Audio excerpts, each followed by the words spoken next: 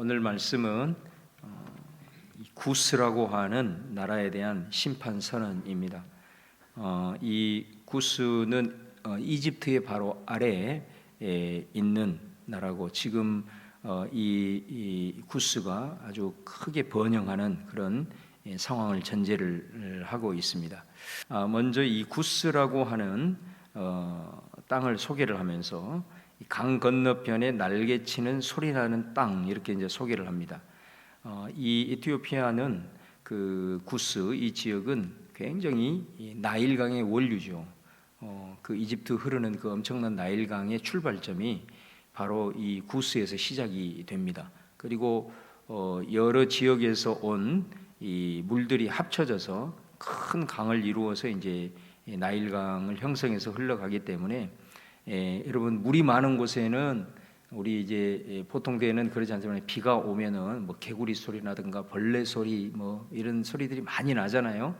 그런 것처럼 강 건너편 날개치는 소리 나는 땅, 그러니까 그만큼 물이 풍부하다라는 것이고, 거기에서 많은 벌레들 또 이런 곤충들 이런 것들이 소리가 많이 나는 이제 그런 지형의 특성들을 이제 말씀을 하고 있을 뿐만 아니라, 또 한편으로는 벌레가 그만큼 많다라는, 벌레가 우울거리는 그런 땅.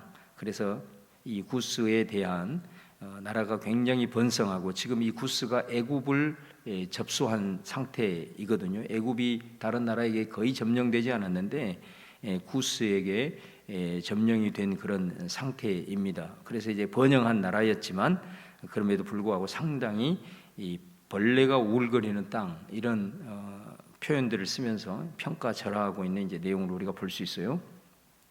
2절에 보면은 갈대 배를 물에 띄우고 그 사자를 수로로 보내며 이르기를, 민첩한 사절들아, 너희는 강들이 흘러 나누인 나라로 가되 장대하고 준수한 백성 곧 시초부터 두려움이 되며 강성하여 대적을 밟는 백성에게로 가라 하는도다.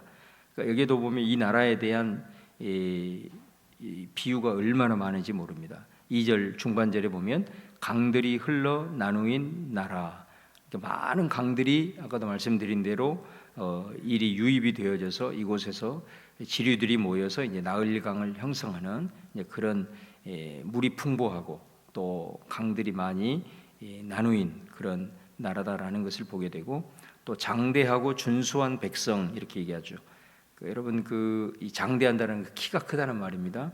그리고 준수한 백성은 히브리어에 보면은 이게 피부가 곱다, 그런 뜻을 가지고 있습니다. 또 시초부터 두려움이 되며 강성하여 대적을 밟는 백성. 그러니까 얼마나 지금 이 상황에서 구스가 크게 나라를 형성을 해서 그 강대국으로 평가받는 그 애굽을 점령을 해서 지금 접수를 하고 있는 이제 그런 상태다라는 것을 이제 볼 수가 있어요. 그런데 이 나라에서 갈대 배를 물에 띄우고 그 사자라고 하는 것은 이제 사절단입니다. 사절단을 수로로 보내며 이르기를, 이렇게 돼요. 그러니까 이 구스에서 대규모 사절단을 만들어 가지고 누구한테 지금 보냈다는 거냐면 유다, 이때 당시에 유다의 히스기야라는 왕이 통치를 하고 있습니다. 히스기야 왕이 통치하고 있는 유다에게 대규모 사절단을 보냈다는 거예요. 왜 사절단을 보냈느냐면, 지금 저 북방에서는 하나님의 진노의 막대기, 열국을 심판하기 위한 이 아수르라고 하는 나라가 크게 일어나고 있습니다. 이제 조금 있으면 이 아수르가 이 지역 전체를 다 점령하게 될 터인데, 바로 이 구스가 자기의 세력들을 형성하기 위해서 주변의 나라들과 동맹을 맺기 위해서, 아수르와 대적하기 위해서 동맹을 이제 맺으려고 하고 있는 것입니다. 그래서 이 히스기야의 아버지, 유다의 통치자였던 히스기야의 아버지 아하스는 아수르를 굉장히 친아수르 정책을 썼죠. 그런데 히스기야는 이제 그 아수르에 대해서 아버지처럼 친 정책을 쓰지를 않습니다. 그러니까 이제 아수르에게는 굉장히 위험한 상황인 거죠. 아버지는 아수르를 잘 의지했음에도 불구하고 그렇게 이제 이 아수르에 대해서 그렇게 의지를 하지 않으니까 그 틈을 이용해서 이 구스에서 자기 편으로 끌어들이기 위해서 대규모 사절단을 보냈다는 겁니다. 그런데 오늘 이사야가 이제 이 예언을 하면서 선포를 하죠. 너희 사자들은 다시 너희 나라로 돌아가라, 그런 말을 하는 겁니다. 돌아가라, 그런 말을 하는 거예요. 그러면서 3절에 보면은 세상의 모든 거민 지상에 사는 너희여 산들 위에 기치를 세우거든 너희는 보고 나팔을 불거든 너희는 들을지니라. 자, 이 말씀은 뭐냐면 하나님이 이 역사 속에서 확실하게 개입할 때가 있다라는 것입니다. 지금은 하나님이 잠잠한 것 같지만 공개적으로 하나님의 이 예언의 말씀이 드러나는 때가 있을 것이다. 이제 그 말씀을 이렇게 비유로 표현을 하고 있는 것입니다. 이 말은 무슨 말이냐면 지금 구스가 굉장한 세력을 얻어가지고 유다와 동맹을 맺기 위해 사절단도 보내지만 결국은 구스도 아수르의 심판의 칼날에 버티지를 못하게 될 거다. 이제 그런 말입니다.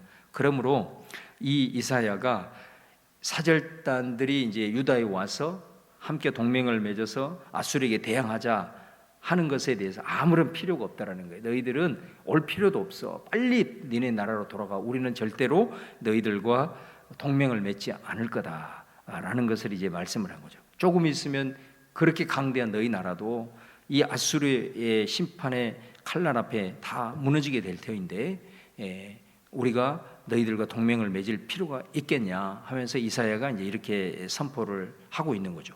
이렇게 선포를 하는 것은 한편으로는 지금 이 아수르에 대해서 반대 입장을 갖고 있는 히스기야가 마음이 흔들릴 수 있어요. 왜냐하면 이 구스라는 나라와 연합을 하면 막아낼 수 있는 그런 그 유혹이 될 수 있거든요. 그럼에도 불구하고 이 이사야가 이 말을 통해서 사실 히스기야에게 던지고 있는 메시지일 수도 있는 거예요. 왜냐하면 아수르도 의지하지 말고 그 다음에 지금 이 상황에서는 결국은 아수르도 구스도 다 망하게 될 건데 이 세상에 하나님을 대체하는 의지할 만한 것들이 절대로 우선적으로 존재해서는 안 된다.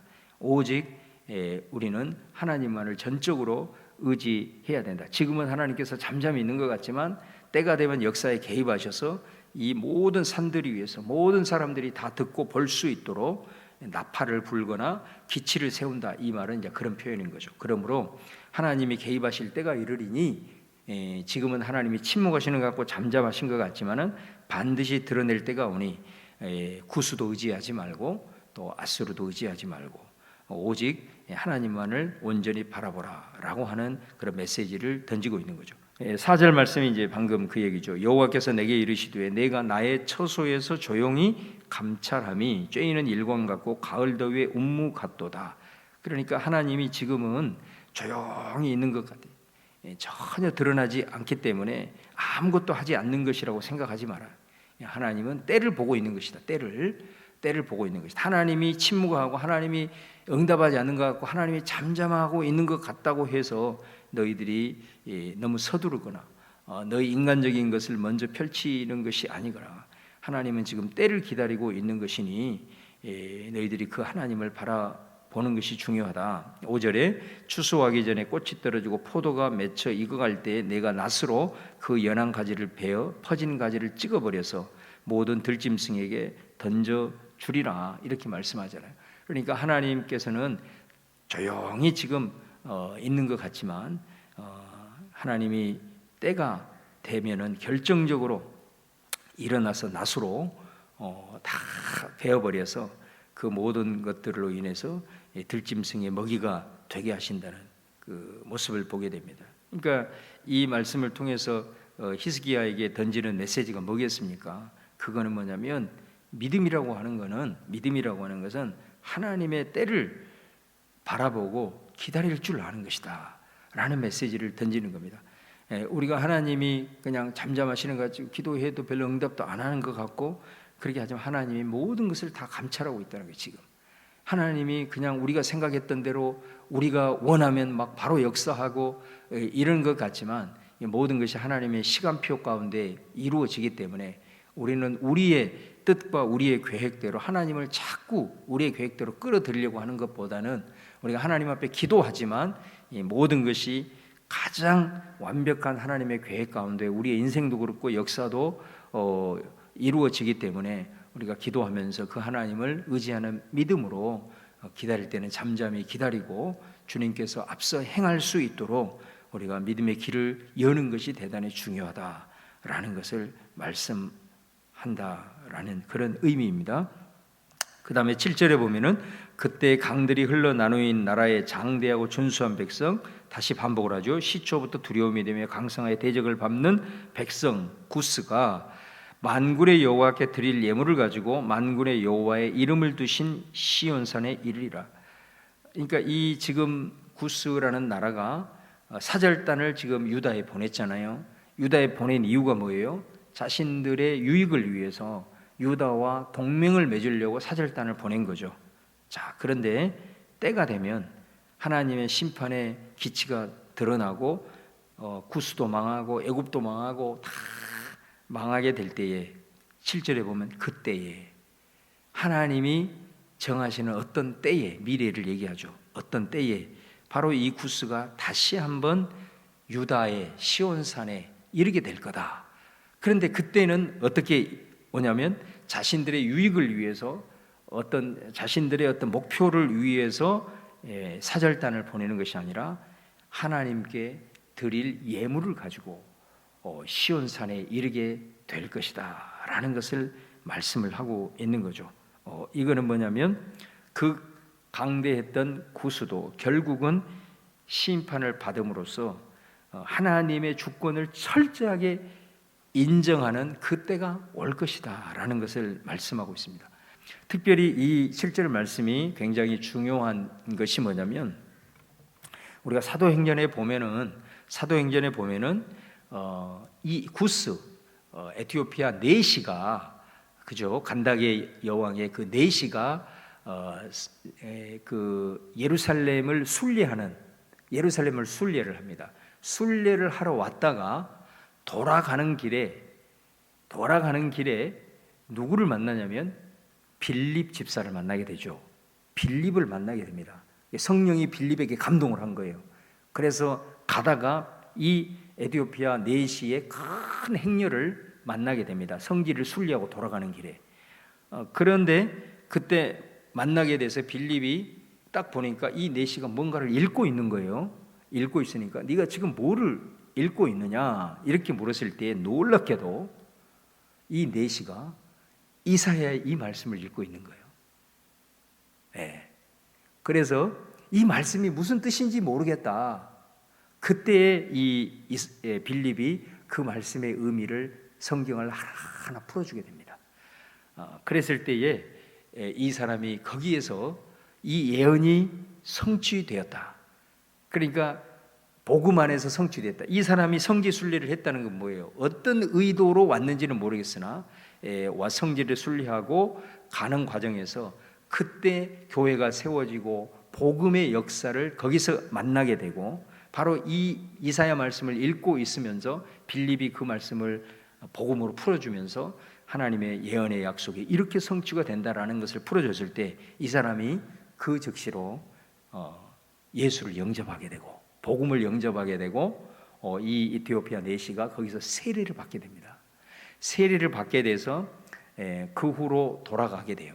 여러분 이 시점에서 왕이 영접을 하게 되고 전 나라를 당시에는 왕이 딱 복음을 영접하면 전 나라는 그냥 그 종교가 다 돼버리는 거예요. 그래서 에티오피아는 가장 전 세계에서 빨리 기독교 국가가 된 거의 최초의 국가라고 할 수가 있습니다. 그런 역사들이 오늘 이 이사야의 예언을 통해서 복음 안에서 성취된 아주 중요한 본문이라고 이제 할 수가 있습니다. 오늘 특별히 이 구스에 대한 심판 선언을 우리가 바라보면서 첫 번째는 이 히스기야에게 던지는 어떻게 보면 메시지죠.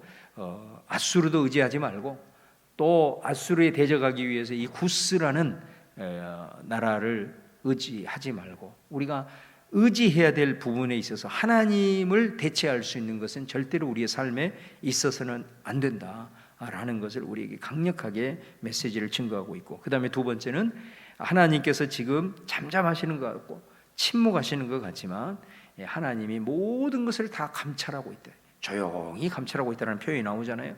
그러나 하나님께서 하나님의 때가 되면 모든 자들이 다 눈을 떠서 볼 수 있고 들을 수 있도록 하나님께서 우리의 삶에 역사하시고 개입을 하신다라는 것. 그래서 우리가 그 하나님의 때를 바라보고 잠잠히 기다림이 좋도다. 예레미야 예가의 말씀처럼 그것이 우리에게는 믿음이다. 기도하면서 하나님의 뜻을 바라보면서 주님께서 반드시 우리들의 삶에 역사하신다는 믿음을 가지고 우리가 때로는 기다리는 것이 아주 중요한 믿음이다라는 것을 우리가 이제 볼 수가 있는 거죠. 그래서 이 주님을 바라보라. 그리고 하나님께서 이 약속하신 이 아름다운 예언의 말씀이 이루어질 뿐만 아니라 구수도 결국은 하나님 앞에 두 손 들고 결국은 주님의 주권을 인정하는 그런 때가 온다라는 것을 오늘 말씀을 하면서 또 구수에 대한 심판 예언이지만 또 우리에게 주시는 귀한 생명의 약속이 들어있는 것을 보게 됩니다. 오늘 이 말씀이 또 나에게 향한 하나님의 약속이 되기를 바라면서 오늘 이 말씀을 통해 함께 기도하며 나아가는 여러분 되시기를 주님의 이름으로 축원합니다. 기도하겠습니다. 주신 말씀 생각하면서 우리 같이 주여 한번 부르고 통성으로 기도합니다. 주여 할렐루야. 주님 감사합니다. 오늘 또 아버지 하나님께서 허락해 주신 생명의 말씀을 깨닫고 저희들이 아버지